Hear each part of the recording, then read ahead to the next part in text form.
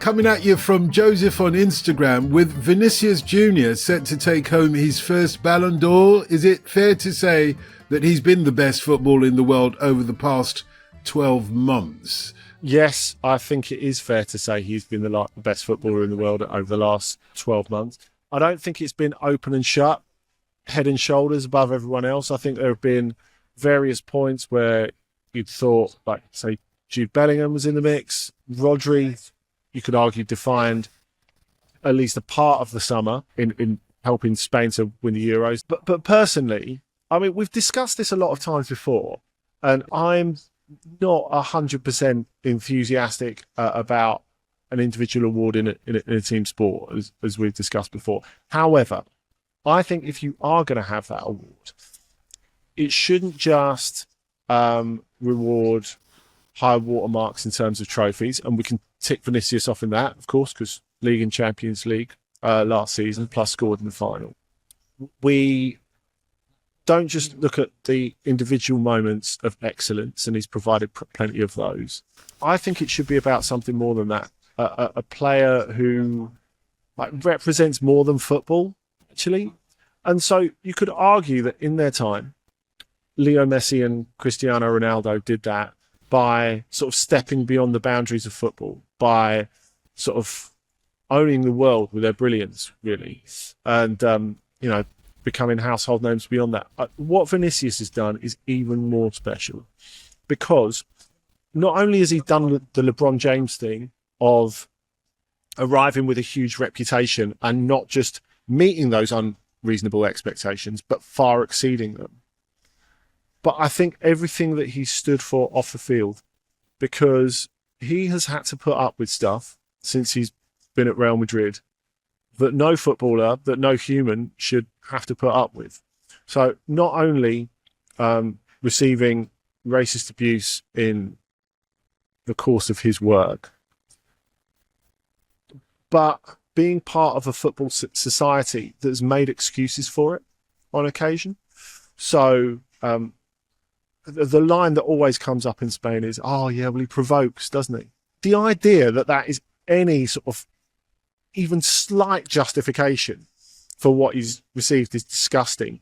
And if you were him, I think you would be more than justified to question your mental health when this happens again and again and again. I can't imagine how mentally wearing it is.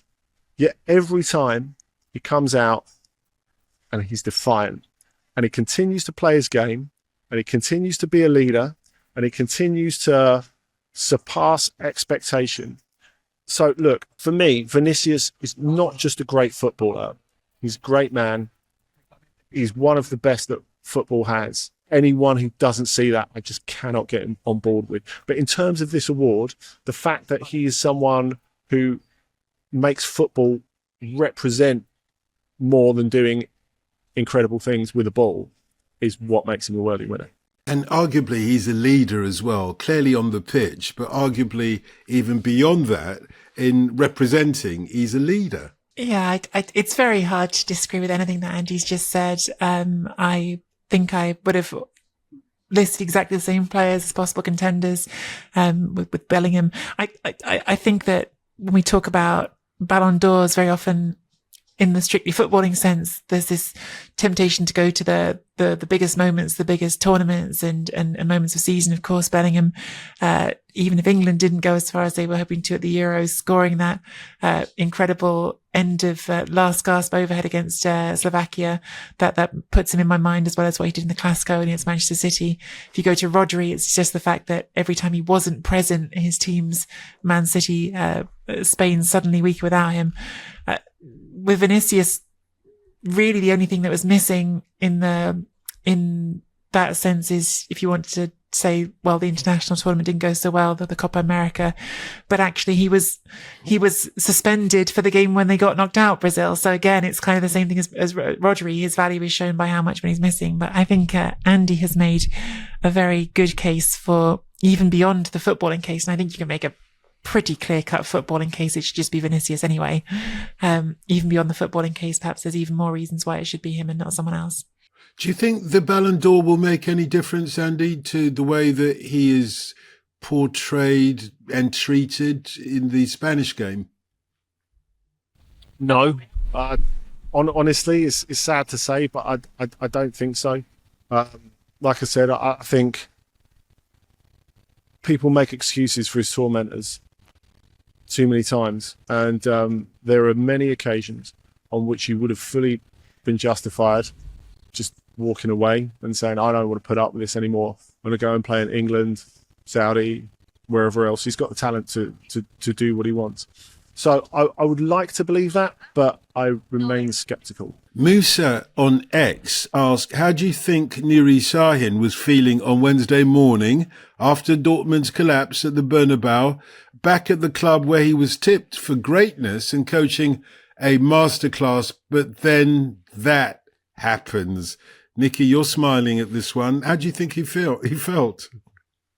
I mean, I imagine rubbish is how he felt. It's a short answer, but it's got to be the truth. I mean, yeah, I think what Moose is alluding to is, of course, his history there, and the fact that he went there in 2011 as a footballer who, I don't know if he quite would have got the Galactica label, but certainly was viewed as one of those players who is a big Madrid signing and who's expected to become something.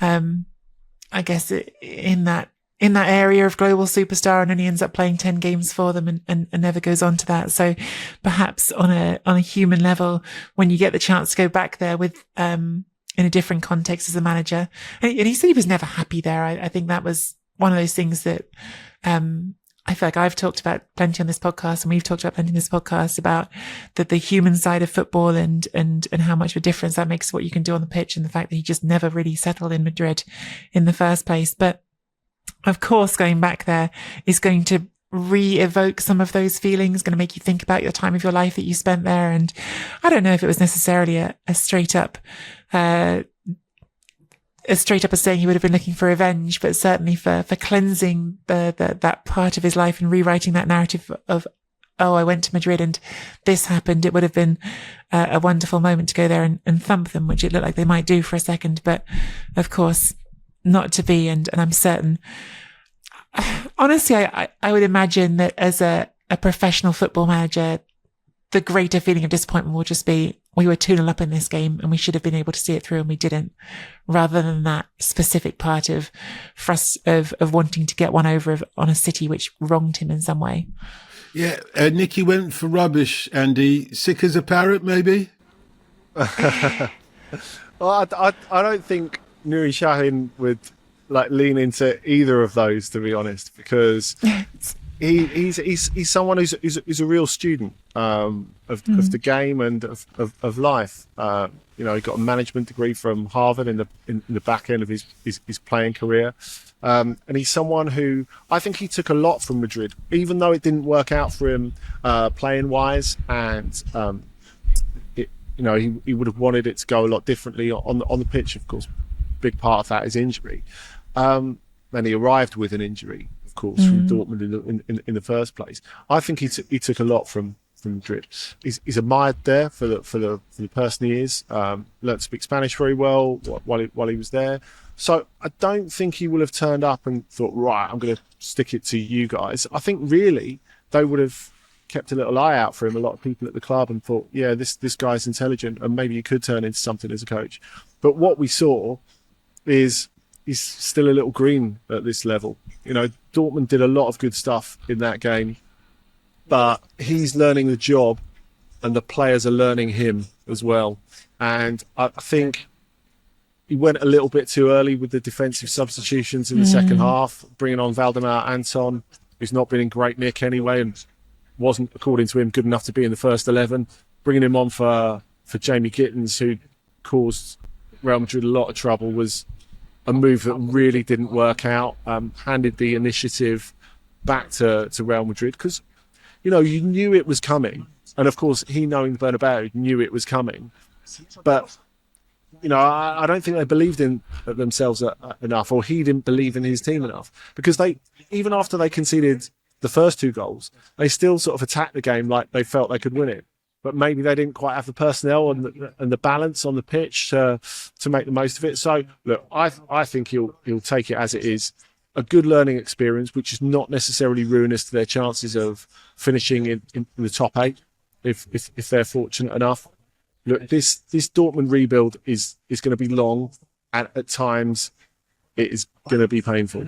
And this was that in microcosm, I think. Robin on Instagram asks, we all assumed that it was Marseille that would take the fight to PSG this season in Ligue 1, but could an unbeaten Monaco be the surprise challengers, Andy? Well, look, they've been really, really good this season in Ligue 1 and in the Champions League. And the biggest favour they've done themselves is being a bit calm and balanced.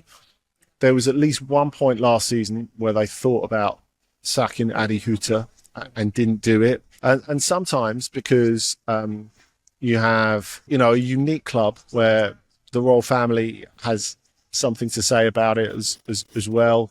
You've got a situation where the owners have wanted to shift it in the last couple of years. I think because of that sort of current situation, that uncertainty, it's as if Hutter has been left alone to get on with stuff. So it's maybe not as micromanaged as much as normal. I think he's a really good coach. They've got a really, really good set of players. It's been nice and settled as well. You think they've managed to hold on to a lot of their key pieces. Of course, Yusuf Fofana went to Milan this season. He's a great player, but they had always planned for his departure, and I think that was important. You're getting Benseghir, Akliouche really maturing. Minamino, after a difficult start at the beginning of last season, is playing really well this season as well. Brelan Bolo is now back. Look, they've got a lot of good things going for them, and they're very, very well coached. I think they're whereas Marseille are more volatile. With Monaco, you know what you're going to get this season, and so that resisting the temptation to meddle too much from upstairs is doing them the world of good, I think.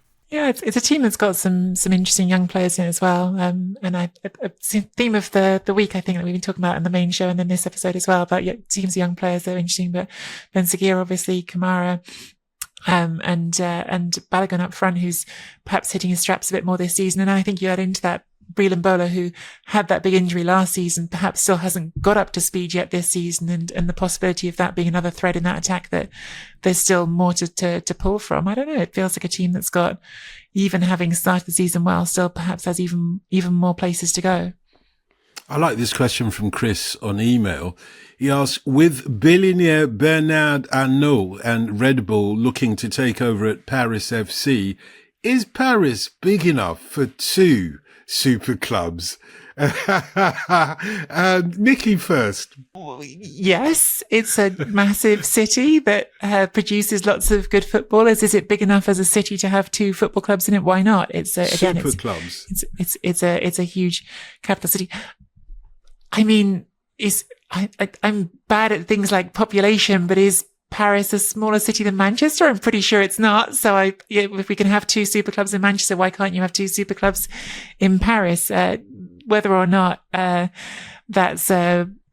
those clubs will pack out their stadiums. I think Paris FC stadium right now is only 20,000 people. So it would need to do some work on that, if they want it to have the status of a super club in terms of their home venue. But yeah, it's not very romantic, is it? That you've got two clubs that spring into these gigantic entities just because someone comes along with a lot of money. But, perhaps with Red Bull involved in this bid, romance is not what's on the menu. What's on the menu is an extremely well-run multi-club system that knows how to create winning football teams. Romance is not on the menu in Paris. Say it ain't so. Honestly, I think it's a really good point though.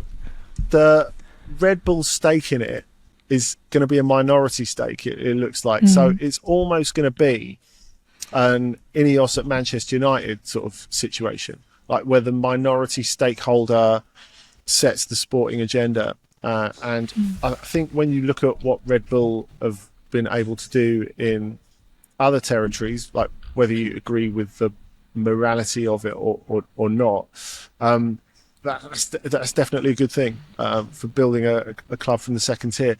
But Nicky's absolutely right about the infrastructure level of it. Now, PFC have been in this position where like they've had a lot of uncertainty with the stadium, so they're going to need to sort all that out, and it's not easy to do. You look at PSG's plans to buy the Parc des Princes, which have been denied, so they've said they won't redevelop it. They've been threatening to move elsewhere to Stade de France, which won't come off either. But you know, when you think of a club of their stature for decades and their financial position for over a decade have struggled to get that done, it will be difficult for Paris FC as well. So it's going to take a bit of time.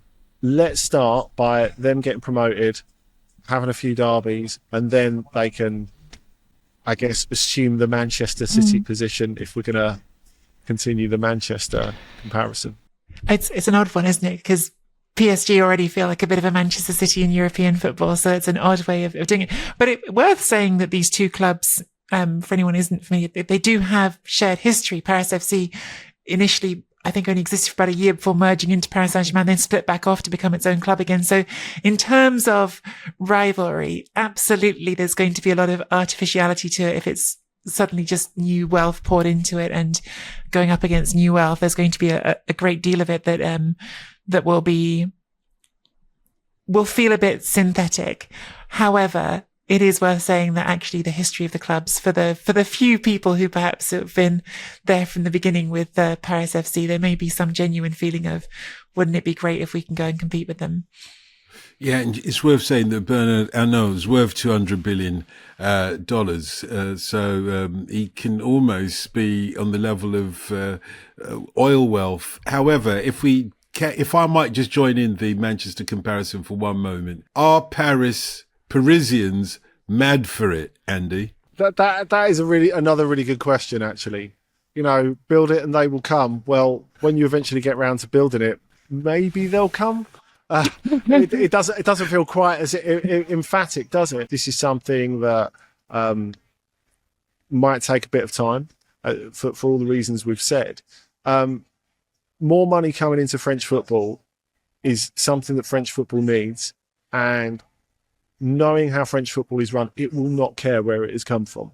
So it is still in a very, very fragile financial position. So another club coming in and actually having owners that invest, and you know, just because he's got all that money, it doesn't mean he's investing most of it, does it? I mean, you know, we don't really know what the budgetary elements of it are. But if there is a club that is genuinely prepared to invest in infrastructure and players, there will be no one in French football complaining about it. This question from Valentino, don't ask me if he's related, on Instagram, not to me, to Rudolph. When Francesco Totti says that he's open to coming out of retirement, Nicky, I can't help but believe him, says Valentino. I don't know what you say. At 48 years of age, though, is it really possible? I have my doubts. I will say that Totti has continued playing calciotto, which is 8-a-side football in Italy, very successfully. It's quite hard to keep up with exactly all of the latest calciotto results. They're not something that's as widely publicised, but I know a few years ago, his team, which I believe is called Totti Sporting Club, which involves a few former players with him as well, they won the calciotto league. I think, if I'm not mistaken, they won it against Lazio as well. So perfect Totti storyline continuing. And I remember when I spoke to him, I got a nice big interview with him a few years ago. And I remember talking to him then about calciotto and about continuing to play, and certainly at that point already retired from calcio, from the main football. He very much still had that sense about him of, this is all as important as life and death. You have to win everything. Even my games of pinball, I have to be top of the leaderboard. So the competitive fire in him is absolutely there and is undimmed. do I believe at 48 years old he can still play 11-a-side football? There's probably a level. I'm just not convinced that that's at the top level where Totti can still be present in matches and contribute in a big way. Stanley Matthews. Anyway, just thought I'd mention it. Oh, is that the time already?